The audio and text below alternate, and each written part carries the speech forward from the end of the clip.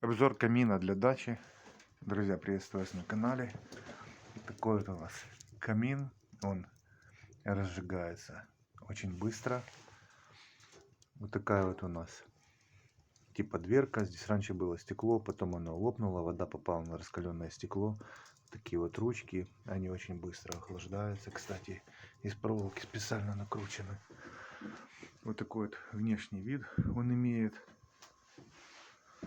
То есть в домике получается достаточно тепло. Я его оштукатурил специальной огнеупорной штукатуркой, поставил такие перфорированные уголки по уголкам. То есть такая форма его, как видите, такая сложная, ступенчатая, поэтому пришлось применить перфорированные уголки штукатурные. Ну, такой вот интересный камин, который в обычном вот таком домике дает достаточно тепла.